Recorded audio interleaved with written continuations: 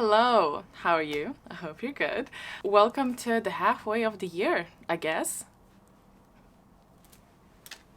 I come out of my semi-hibernation to bring you the tag that I've been doing for a while, and this is the kind of check-in, what's been the best, what's been the worst, what has sent me into a slump, and what has surprised me for this year's reading so far. Just before I actually get in there, I have a couple of very short, sweet things to mention about the readathon upcoming. You know how we normally have our autumn equinox happening in August. That was kind of left over from the previous version of the readathon. This year, because of many factors, is going to happen in September. So I just wanted to let you know here, and I'm gonna put this information elsewhere as well. The announcement is going to be around mid-August instead than July, because I know people get a little bit like angsty around this time, being like, where is it? And I'm considering going forward also moving it to September in the future as well. I understand that whichever way I go, it's not gonna fit everyone, so I'm hoping that if it isn't the change you wanted to see, that it's not too big of a deal. But if it is the change that suits you, then that's fantastic. And the second quick thing I want is that I'm kind of resurrecting, but mainly for the newsletter, I'm resurrecting the old website. It is now called World of LDS, so if you want to peruse that, there's nothing there. There's nothing to peruse. But I do get comments all the time, and I'm gonna repeat this for a couple of videos, so please excuse me, but I keep being told that either Twitter or X or Discord or Instagram is not the best way for people to keep informed, and so I am bringing out a newsletter. You will find that form to sign up at the very bottom of the homepage of World of Eldia. It's just going to be any type of updates, news, behind the scenes, silly goofies. Probably, other than my Patreon, this is going to be the place to learn about anything happening first. So if that's something that interests you, that's where you can sign up. If not, that's totally fine as well. And I'm going to be swiftly moving on now to talking about my reading in this year. I have read a decent amount. There were some months that were really great, and then some that were quite a slog. I know that I'm normally a blabber, and I do get lost in my chatter. Lucky for you, I have an appointment, so I have a deadline for this. So hopefully you buckle up. We're gonna go through these. Best book I read this year was actually a hard question this time around, because there were quite a few good contenders, and I actually had a choice, which was very nice, unexpected, unusual. I'm being treated real good. But at the same time, there was not one very clear winner. If I had to go with something, I would go with Bunny. This has been such an amazingly bizarre trip. I know this is being said about this book very often. I just really enjoyed how person's experience with this book really depends on how they interpreted it throughout. Love speculating. You know me. I love speculative fiction. I love speculative chats. I am one of those people, if we're falling asleep, I'm gonna throw a bunch of weird scenarios or would you rathers at you, and you get annoyed at me because you're trying to sleep, and I just don't shut up about it. This felt like that. It also felt like you're reading something being on some sort of substance, you know? And I was very cautious going into it, because that can really be a very easy hit or miss for me, but it hit, and I'm very excited to try. Hello! Sorry, Schema, would you want to go to your bed? This bed we got, and it has never been performed for the camera. Earn your keep. Normally we get a bed and they ignore it for around half a year, and then all of a sudden it's their new favorite thing. This one, they actually like take turns, and it's almost always occupied, apart from now apparently. Book itself is set in a university, and we have our main character clashing with this group that call themselves bunnies, hating on them but secretly also kind of coveting being part of them, and once that actually starts happening, it's just a bizarro old time. Best sequel was Slim Pickings. I did have a couple of options, I think, but I had to pick, oh my god, it's like a workout. This brick, whilst it is very long, it did definitely give us a lot of insight and a lot of different people's perspectives, and a lot of things went down, but it was also just a very epic setup to the next one that's coming out later on. Spoiler alert, that is going to be one of my most anticipated in the answer. So we can just swap those questions around, and the most anticipated for the second half of the year, I probably would have to say, is it Wind and Ruin or something like that? The next one in in Stormlight. It's obviously very much anticipated, but I also have a couple of others that I think one of them is the Irregular Society of whatever witches. I can't remember the name, but I'll put it on the screen. One that I'm also very excited for, but it makes very little sense for why, is Mercy of Gods. I say it makes little sense because it is by the same author who wrote Expanse. However, I've only watched the TV show and it is one of my favorite TV shows, and I haven't yet read the books because I want to forget a little bit more. I'm almost there now because it's been a while. It's been a couple of years, I want to say, or I was waiting for my memory, which is notoriously shit.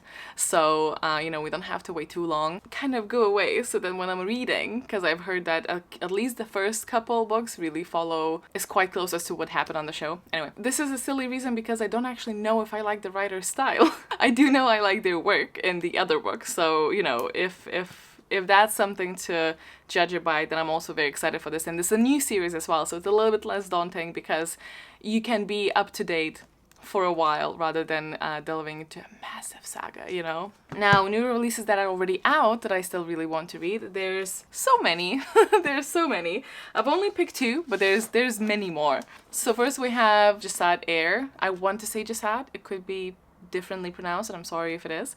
I have heard that this is a very beautifully told story, and it's also kind of humorous, and it does have a long build-up, which I'm quite like nervous for, but I'm also very excited to experience the world. I believe this is a world where magic is lost and eradicated, and we have our last heir of Jad, who does still have the magic but does not want to be found out, except that in one of the mishaps she does reveal her magic, and then all of the stuff gets loose, kind of thing. And then my main one that I have such high expectations for, and it's a biggin, Will of the Many. I don't know what it is about me. You guys know that I, for the longest of time, when someone asked what's your favorite book, I was gonna say The Name of the Wind. For some reason, this in my mind has to be similar to it, and I have put this unreasonable expectation on myself, knowing so very little, mind you, about this book in general, that I'm fearing that I set myself to fail with my unreasonable expectations. But I keep hearing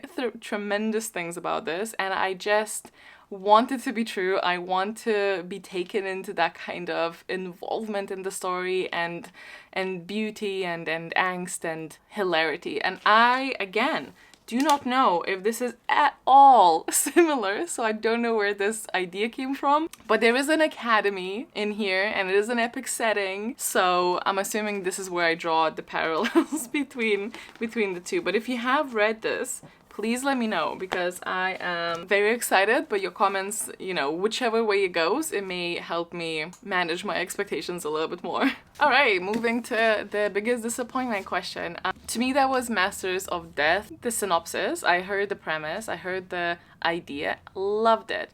Our main character can talk to death, yet is a fraudulent medium? Sign me up.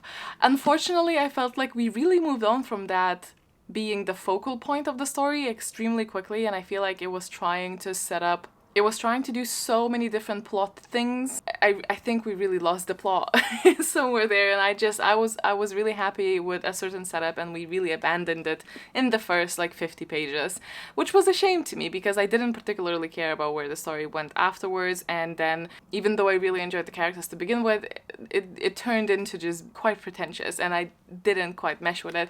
And I think the disappointing, like, you know, I've read quite a few books that I didn't like this year as well, but this one was a disappointment because I had expectations for it. So that's, I feel, how I read that question. So it's a bit of a shame. I also felt very similarly to Alone with You in the Ether, so I am maybe not made for this author's writing, is maybe what I'm getting. I did really enjoy the Atlas 6, but I'm wondering if it's going to be just like a isolated thing for my tastes from the author's works. Maybe I'm gonna give another one a go, but I'm not sure at this point. Biggest surprise, on the other hand, was this. And it's not that I didn't expect liking it. I didn't have like any strong expectations either way, to be honest. I was like, yeah, this is gonna be fine. But fine does not cut it, because I was really enjoying it. I didn't want to stop it. I read it in one day, which doesn't happen often. Granted, I was like stuck doing a thing, and this was just my companion for the day. It made the whole task that I was doing go so quickly. I was so in it, and even after I finished it, I just continued reading because I was so happy to be in here, and it made me feel things. Two people who, due to some, you know, unfortunate events really have a distaste to one another, but they kind of have to work together. One is kind of like a reaper in this alternate plane, I guess, and then the other one is running a funeral house for the souls or the bodies that he retrieves. So it doesn't sound cute. I understand that it doesn't sound cute, but honestly, and it has like, you know, a strong romance subplot, and so in my mind it's almost like a romance, and it's probably one of my favorite romances. It's great. It's great. Favorite new author was hard because I had, you know, a lot of new favorites for the books, but I haven't had a lot that I've read more than one. So this is the answer to this question because I've read more than one book, mind you. So it's not the most accurate because I wouldn't necessarily put this author in my favorites yet, but it's definitely highly drawn by this book and how much I had a great time with it. It's very sinister, but it was so easy to read and it was so easy to go through, and I was rooting for people and they were unlikable characters. It's about sisters who, back in when they were small, disappeared for a brief moment of time, and then they couldn't quite remember things, and now we follow them when they're a little bit older. It was just such a delicious, not a super long read that really made me crave more from this author. So then I read The Invocations, and I do sense the kind of sisterhood type of plot going here, even though these were not sisters and they were not related, but it had that kind of feeling of sisterhood regardless of relations. I didn't enjoy this one as much, but I still enjoyed it, so included. It's very consistent, I would say. Like the writing and the vibes are very consistent, and those are extremely atmospheric reads. So if you're into that little spooky thing, I know it's a bit maybe too early season-wise, but you know. Newest fictional crush is just the one that I constantly skip, but if I had to like pick someone, maybe someone from here, I don't know. I always skip that question. New favorite character is gonna be Vera Wong. Is she flawed? Oh, she is so flawed. But this book really took me by surprise as well, so it could have gotten into that category as well. But it was just such a pleasure to read. Vera really reminded me of my parents or my grandparents. It was just painful to read, but at the same time, if you don't laugh, you'll cry. This is about a woman who's running a tea shop that is quite like dying, but she's refusing to believe it, and she has lost her husband. Her son does not really speak to her often, so she's very deeply lonely, but has that attitude of, you know, you can't quite admit this or you're weak. Someone gets murdered in her shop and she takes it upon herself to solve it. It's just such a beautiful personal growth story. Ugh, loved it. Great. Book that made you cry. It didn't quite, because I don't really cry that often in books, but I did tear up. I remember this because I was driving when I was listening to the last bit of it. The Measure, which was another book that was very big contender for my favorite overall in the year so far. A version of our world where everyone receives a box in front of their door, and inside the box there's a string of a various length that determines how long you have left to live, and then it is up to you whether you want to open it, and if not, and then, you know, people come together, try and science their way out of what the length measures actually mean, and of course, because we are human, the society kind of gets split into those who opened it, those who didn't, and those who opened it and have a long life, and those who opened it and had a short life. There's support groups that we follow for the ones with the short string, and a lot of prejudice because humans. Another one that just, I read it so quickly. It was, you know, it talked about a lot of different aspects of, you know, mortality and losing it all and priorities. Apart from one POV, which was very much to do with military thing, I enjoyed it so much. It's very, you know, it's as the genre kind of requires, it is thought-provoking, it is filled with social commentary, and I just thought it was very gripping. Now, for the book that made me happy, it's an easy one, and it's The Galaxy and the Ground Within. This is the fourth one in the Wayfarer series, although it's technically, they're not related, you can read them regardless if you read the other ones, but there are some Easter eggs if you do go by order. This is just, it's always such a beautiful, again, commentary on behaviors, but we're following different species when they meet. This one is set in a space docking station, so basically like a train station, but for space. follow the person that runs there and their offspring, as well as people who get stuck there because something happens and they're in a lockdown. And you know, we are actually faced with a couple of species that have a very mutual dislike to one another, so that is quite messy. But overall, it's just such a, as always, like Becky Chambers' writing is one of my favorites and is the type of sci-fi that I really love. And I think this one actually is probably the second favorite of the series. So A Long Way to a Small Angry Planet, I think, is my favorite, and then is probably this one, although the whole series I really think is very much worth the read. Now for the most beautiful book that I've bought, I have not really been buying books. Have I even had a haul this year?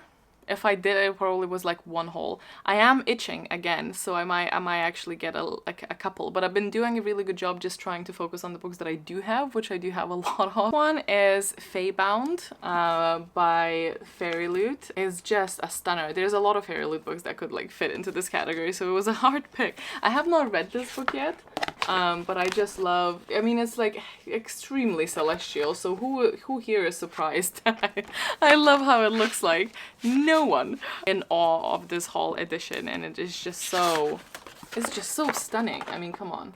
Anyway, and the last question is, you know, the books that I still want to read for the rest of the year, and I am not necessarily that kind of a planner. The books that I've mentioned that I really want to read in general, or the anticipated books, are the ones that I want to read. Primarily, this one is at the very top of it. I'm just scared because of my silly, very much self-inflicted expectations for this. So I'm extremely excited to see your thoughts on these because I need them. But yeah, that is everything. I think I'm gonna skedoodle because I'm gonna be late very soon. Thank you so much for watching. Please, please, please let me know what your favorite book of the year was so far, as well as your most disappointing, because those are the two that we're really here for, aren't we? So I would love to know on both of these fronts. Thank you so much for watching. I hope you have a wonderful time, and I'll speak to you in the comments. All right, bye.